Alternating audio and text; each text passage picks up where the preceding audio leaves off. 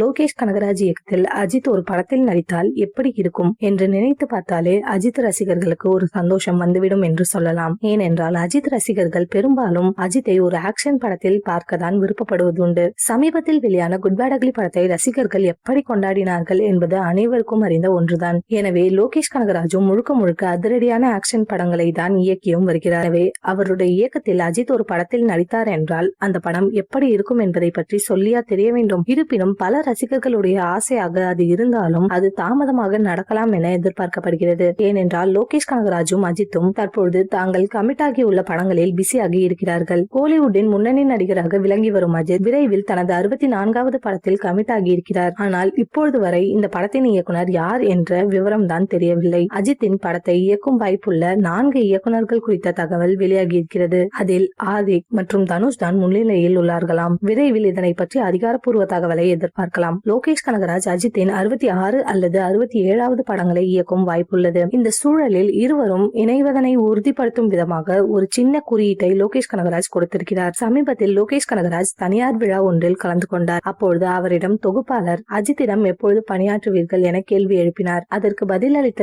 இயக்குனர் லோகேஷ் கனகராஜ், எனக்கும் அஜித் சாரை வைத்து படம் இயக்க வேண்டும் என்ற ஆசை இருக்கிறது. விரைவில் அது நடந்துவிடும் என நான் நினைக்கிறேன் என தெரிவித்தார். இவர் பேசிய வீடியோ வைரலாகி வரும் நிலையில் விரைவில் அஜித்தை வைத்து படம் எடுங்கள் என ரசிகர்கள் தெரிவித்து வருகிறார்கள். அந்த படம் கண்டிப்பாக LCUவில் வர வாய்ப்பிருக்கிறது. ஏற்கனவே கமல், விஜய், சூர்யா, கார்த்தி என முக்கிய நடிகர்கள் இணைந்து விட்டனர். அஜித்தும் இதில் இணைந்தால் வேற லெவல் ஓபனிங் உறுதி.